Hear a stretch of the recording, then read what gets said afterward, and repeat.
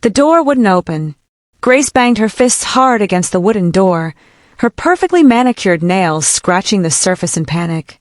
She was still in her wedding gown, her makeup half finished, her heart pounding louder than the knock on the door.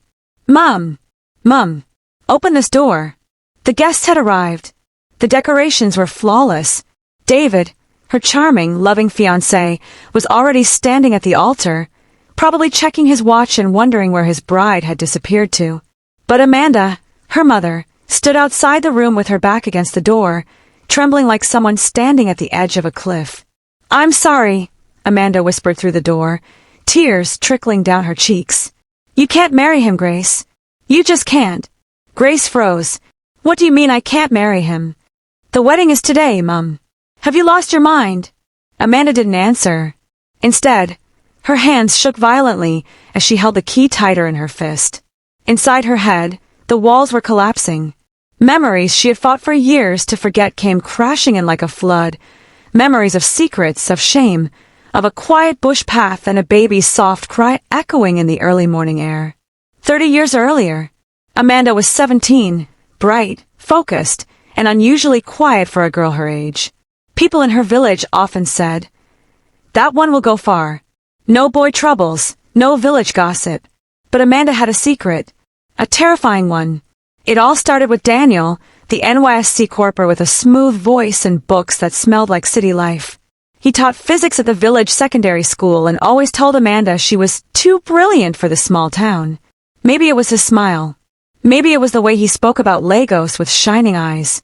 Or maybe Amanda was just a lonely teenager who wanted someone to see her. One night, under the mango tree behind the school, Daniel promised her the world. 2 weeks later, he was gone. Amanda was left with the weight of a growing secret in her belly and a million fears crowding her mind. Her mother, Mrs. Cole, a retired headmistress, would have skinned her alive. Literally. The woman was strict, godly, and believed pregnancy before marriage was equal to inviting the devil into your home. But Amanda had worked too hard. She had just registered for her WEC exams. She wasn't going to let one stupid mistake ruin everything. So she hid it. She wore loose clothes, ate small meals, slept sitting up most nights, and somehow, miraculously, nobody noticed. Not her classmates, not her teachers, not even her mother, though Mrs. Cole had stared at her belly once or twice with narrowed eyes. Amanda denied it all, and time moved like a thief in the night. Then came that morning. The sun hadn't fully risen when Amanda slipped out of the house, sweat dripping from her forehead as labor pains stabbed through her. She made it to the edge of the forest behind the stream, alone, frightened, and gasping. With her bare hands, she grabbed a rock to bite as she pushed. The baby came with a soft, wet cry, a boy. Tiny, beautiful, and alive. Amanda looked at him with wide, tear-filled eyes. "I'm sorry," she whispered over and over, cradling his fragile body. "I'm so sorry." But before she left, she did something strange. Something desperate. She took a small, sharp piece of broken mirror she had packed, don't ask how or why, and pressed it gently on his neck, slightly under his chin, etching the letter A on his soft skin. For Amanda. So she would never forget. So if fate ever brought them face to face again, she would know. She wrapped the baby in a scarf, kissed him one last time, and placed him beside a leafy stump, not too hidden, not too exposed. Then she crept into a bush nearby to watch and wait. Minutes passed. Then footsteps. Then voices. A couple, a man and a woman in their mid-40s, looking worried but kind, approached the path. They paused. They saw the baby. Amanda's breath caught. "Oh, George, he's just a baby," the woman whispered. "God sent him to us," the man said, picking up the baby gently. "Let's take him home." Amanda's knees buckled as she sank deeper into the bush, crying silently. They seemed good, decent, safe. And just like that, her child was gone.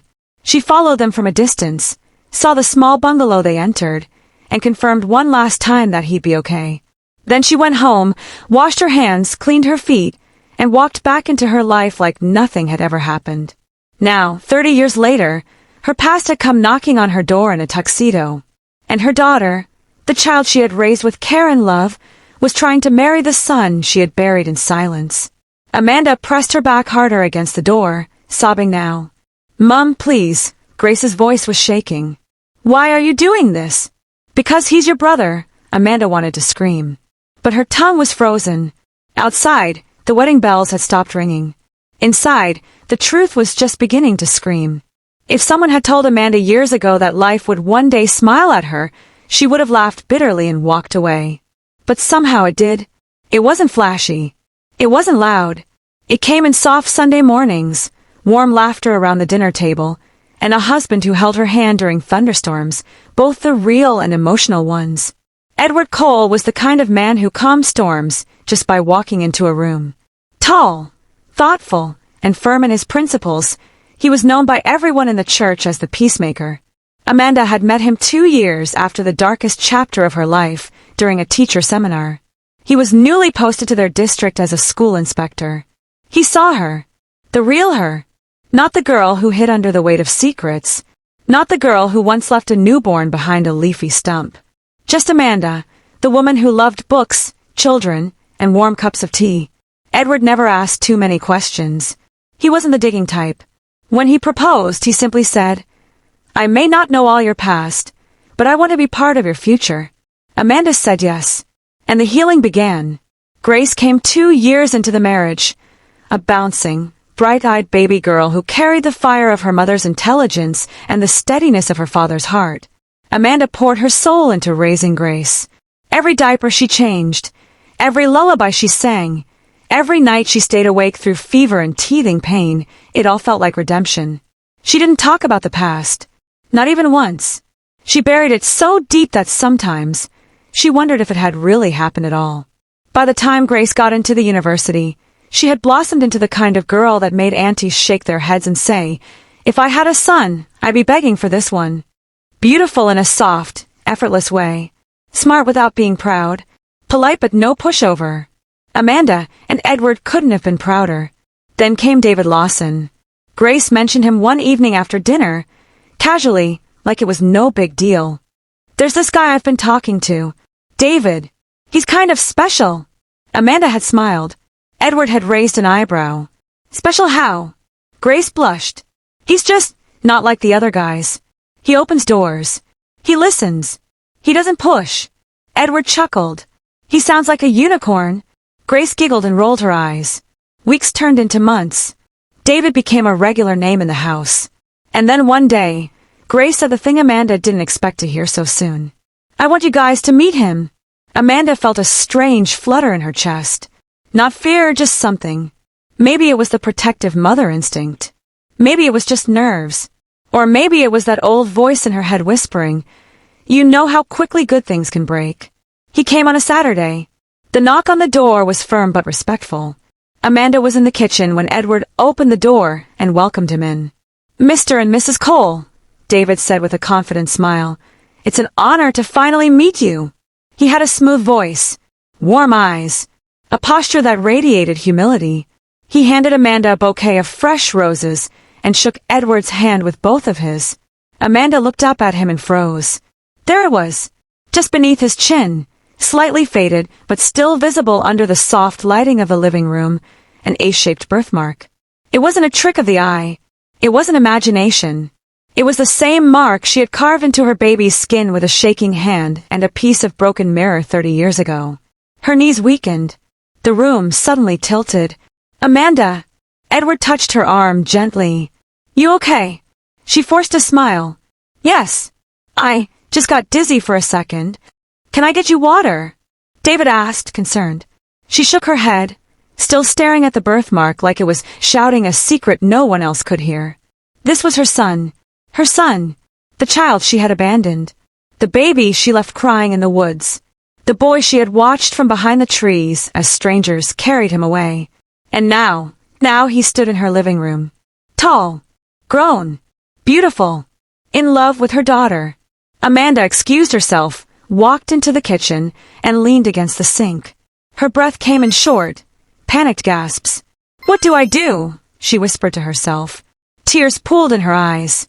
Her hands trembled. For a moment, she considered walking outside and screaming at the sky.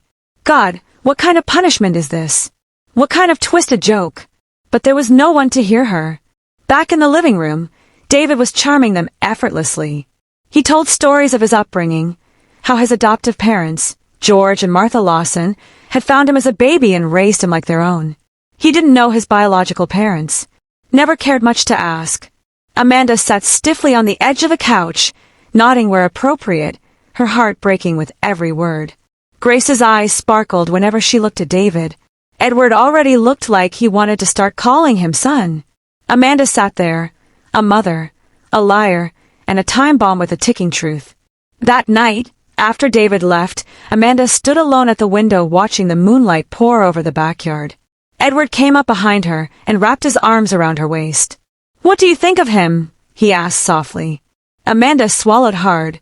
He seems like a good man. But in her heart, a storm had begun. One that would only grow fiercer with every passing day. Because if the truth ever came out, if Grace ever found out, if David ever found out, the perfect love they had could destroy everything Amanda had spent 20 years trying to build. Amanda had never liked silence. It was in silence that thoughts crept in like thieves, that memories dragged themselves from the grave she had buried them in. But now, silence was her closest companion.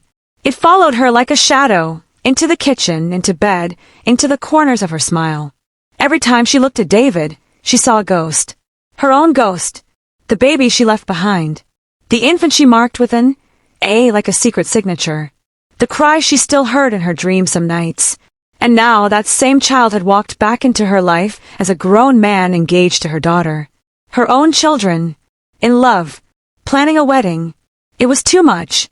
Amanda began to do the one thing she swore she'd never do again, dig into the past. She waited till Edward went off to work and Grace returned to campus. Then she pulled out her laptop and started searching. David Lawson. George and Martha Lawson. Adoption. Her hands trembled with every key she pressed. Most of the information was basic. Martha and George Lawson had indeed adopted a baby boy found near a hiking trail just outside their hometown. The story had made local headlines at the time. Miracle baby found by couple on morning walk. Amanda clicked on the article with slow fingers. The infant, believed to be just hours old, was discovered wrapped in a soft towel near a shaded stump off the main trail. No note, no clue, just a faint mark shaped like the letter A under his chin, which authorities suspect might be a natural birthmark or a subtle identifying mark from the mother. Amanda stared at the screen, her eyes burning. There it was. The truth. Right there in black and white. She leaned back slowly, covered her mouth, and wept. The next day, Grace came home, buzzing with excitement. "Mom! Guess what?" she beamed. Amanda turned, wiping her tears before they could be seen. "David and I have picked a date," Grace announced. "And we found the perfect venue, too. Oh, and Aunt Caro already sent out the invites. Isn't that crazy?" Amanda felt the air get knocked out of her lungs. "So soon," she whispered. Grace giggled. "Yes, we've waited long enough, Mum. I know this is right. I've never been so sure of anything." Amanda smiled weakly. "You're sure?" "Completely." Amanda looked into her daughter's glowing face and wanted to scream. "You're about to marry your brother. You're standing at the edge of a cliff, and you don't even know it." But she couldn't say it. So instead, she tried something else. That night, over dinner, she brought it up. "Grace, I've been thinking. Maybe you should take some time. Get to know David even better before the wedding." Grace raised an eyebrow. "What do you mean?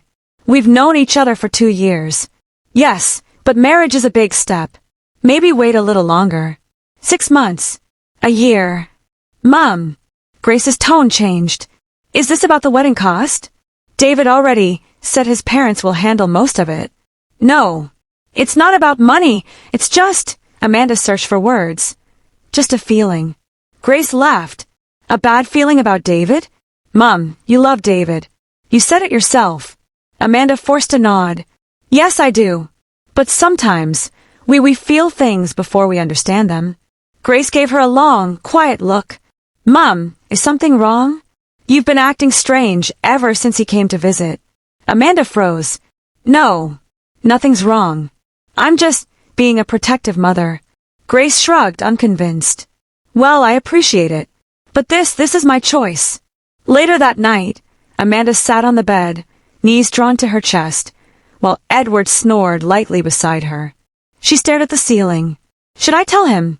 Should I tell them both? But what would she even say? That she gave birth to David and abandoned him? That the man her daughter is madly in love with might be her brother? No. It would destroy everything. Each day that passed felt like walking deeper into a nightmare. Amanda stopped sleeping, stopped smiling. She would sit in the living room, pretending to watch TV while her mind ran in circles. Grace came home one weekend with wedding samples, colors, fabrics, playlists. Edward teased that he wanted to cry at the altar. David even called her Mum once over the phone. Amanda's heart split in two. She stood in front of the mirror one morning and barely recognized the woman staring back. Sunken eyes, cracked lips. She looked like someone being slowly eaten alive. Her phone rang. It was the wedding planner confirming the cake design. Amanda let it ring out. That evening, while doing laundry, she picked up one of David's shirts Grace had brought over. She held it in her hands for a long time. Then, like a whisper in the wind, she said the words she had been terrified to say out loud. He's my son. And suddenly, the room felt colder. The walls felt tighter. She felt like she couldn't breathe. Because now, it wasn't just a secret. It was a ticking bomb. And time was running out. The morning sun rose like a blessing. Bright, golden, perfect. Birds chirped. The compound buzzed with excitement. Guests in colorful dresses milled around under white tents. The caterers were setting up, music tested, cameras adjusted. It was Grace and David's wedding day. The groom was already at the church, nervously pacing and checking his watch every 2 minutes. The best man teased him. The pastor smiled reassuringly. The choir rehearsed their hymns, softly in the background. Everything was going smoothly, except for one thing. The bride hadn't arrived. Back at the house, inside a small room painted lilac, Grace banged on the door with both fists. Mom! Open the door! What are you doing? Her voice cracked with frustration. Her makeup was already done, veil set, bouquet ready. But her feet were bare, and her body trembled with disbelief. Mom! Are you mad? Open this door. Outside the room, Amanda stood frozen, hand gripping the key tightly like it was her last lifeline. Her chest heaved. Her heart was pounding louder than the music in the compound. Her hands were shaking uncontrollably. She had done it. She had locked her daughter in. Earlier that morning, Amanda had watched Grace twirl in her gown in front of the mirror.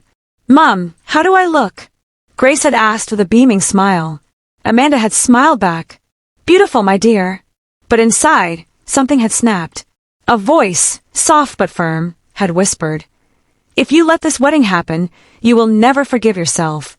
So while Grace changed into her dress, Amanda quietly removed the spare key from the back door hook, slipped it into her pocket and waited. And just before they were to leave the house, she told Grace she needed to bless her in prayer and asked her to step into her childhood bedroom. Grace, surprised but amused, obliged. Amanda closed the door gently behind her, then turned the key, and ran. Now, with guests fidgeting in their seats, murmurs began to rise. Why is it taking so long? Is the bride not ready? Did something happen? David's father checked his watch inside. David's smile had disappeared, replaced with worry. Back at the house, Edward was confused. He knocked on Grace's room. Sweetheart, are you ready? Dad, she locked me in. Grace's voice came through. Mom locked me in. I swear. She has the key. What? Edward turned sharply, only to see Amanda emerging from the backyard, face pale, eyes wide, holding the key like it burned her. What is going on? He asked. Amanda couldn't speak. She walked past him like she hadn't heard. Edward grabbed her arm. Amanda, what is this madness? Please, she said, voice breaking. Please get your brothers. And my sister. Just them. We need to talk. 10 minutes later, inside the living room, with the door shut tightly, Amanda stood in front of 5 stunned faces. Edward, his younger brother, Amanda's older sister, and 2 close cousins. Everyone confused. Everyone staring. Amanda didn't blink. I need to say something, she began. And it's going to sound unbelievable. But it's the truth. Edward folded his arms. Amanda, our daughter is locked in a room on her wedding day. And you've embarrassed us in front of everyone. If this is some twisted joke. It's not, Amanda said quietly. Please, just listen. A heavy silence fell. Then she began. When I was 17, she said, voice barely above a whisper, I got pregnant. A few gasps filled the room. I was scared, ashamed. My mother would have killed me if she ever found out. So I hid it. All 9 months. I don't know how I pulled it off, but I did. Then one morning, I gave birth alone in the bush. I marked the baby under the chin with a blade, the letter A. For Amanda. So I'd recognize him if I ever saw him again. Her knees buckled slightly, but she caught herself. I left him near a stump. I watched from a distance. A couple found him. They were kind. I followed them once. Their name was Lawson. Dead silence. Edward sat down slowly. Wait! Amanda nodded. Yes, that Lawson family. David's parents. Our future in-laws. No, her sister whispered, backing away. Amanda. Yes, Amanda said, trembling now. David is my son I abandoned. And Grace is his sister. No one said a word for a full 30 seconds. Even the air in the room stopped moving. Then Edward stood up sharply. What are you saying? He demanded, shaking his head. That they're siblings? That our daughter is marrying her brother? Amanda nodded, eyes full of tears. I didn't know at first, she said. I didn't. But then I saw it. The mark. Under his chin. It's still there. And I confirmed it. I went through old records. News clippings. I traced everything. Everyone in the room was frozen, mouths open, too stunned to speak. Edward sat down again, this time with his hands over his face. My God, he muttered. Then suddenly a new voice echoed. You forgot one thing, it said from the hallway. They all turned. Grace, disheveled, makeup smeared, barefoot, and shaking with fury. She held a hairpin in her hand. Turns out all those action movies paid off, she said, voice trembling. I picked the lock. Amanda's mouth opened in shock. But before she could say anything, Grace raised a hand. You forgot to ask me one more thing, Mum. Amanda stood up, chest pounding. Grace, please. I was going to. I'm pregnant. The words slammed into the room like a sledgehammer. Amanda staggered. Edward stood up. Everyone gasped. I'm pregnant, Mum, Grace repeated. With David's baby. No one moved. Amanda covered her mouth, tears flooding her eyes. Oh my God, she whispered. I don't even know what to do with this information, Grace said, voice cracking. You hid this for decades. And now this. David walked into the room, confused. Grace, your dad said you weren't feeling well. What's going on? Amanda turned slowly to look at him. She tried to speak, but fainted before the words could leave her mouth. The house that once held laughter now sat in silence. Grace's wedding dress lay crumpled on the floor of her bedroom. The veil, once a symbol of dreams, now looked like a ghost of what could have been. Outside, the guests had left, confused and murmuring. The chairs were empty, the food untouched. The celebration had died before it even began. Inside the house, Amanda sat on the floor, staring at nothing. Her palms trembled on her lap. Her eyes were red from endless tears. Edward stood by the window, hands in his pockets, his back turned to her. He hadn't said a word in hours. That evening, the silence finally broke. How long were you going to keep this from me? Edward's voice came out low, controlled but heavy with pain. Amanda didn't look up. I didn't know how, she whispered. You didn't know how, he repeated, turning slowly. Amanda, you let them fall in love. You watched our daughter plan a future with her own brother. You watched her carry his child. Amanda stood up weakly, chest rising and falling. I didn't plan for this. I was just a scared girl back then. I thought he was gone, that I would never see him again. Edward laughed bitterly. And you thought secrets would stay buried forever? You should have told me. You should have told someone. I was afraid, Amanda said, tears rolling down her cheeks. Afraid of losing everything, of being judged, of destroying my own daughter's happiness. Edward stepped back like her words physically burned him. Well, congratulations. You managed to destroy everything anyway. In the guest room, Grace sat with her hands on her stomach. Her eyes were swollen from crying. Her heart felt like it had been ripped in two. David sat across from her, barely breathing. "I don't even know what to feel," he said quietly. "One minute I'm dreaming about our future. The next, I find out you're my sister.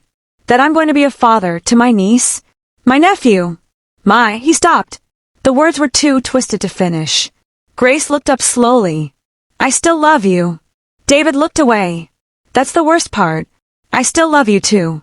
They sat in silence, two broken souls tangled in a cruel fate. The wedding was called off. Grace stopped answering calls.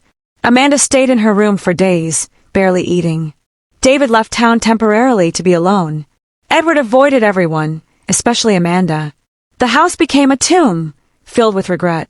But time, like a stubborn river, kept flowing. Weeks passed. Grace started prenatal care. David returned, not for love, but for responsibility. Edward and Amanda finally sat down one rainy afternoon and faced each other. "I don't know if I can forgive you," Edward said. Amanda nodded slowly. "I don't expect you to. I want to make things right. If I can." He looked at her for a long time, then said, "How do you make right what can never be undone?" Amanda had no answer. Grace later gave birth to a baby boy. He looked like both of them, Grace and David.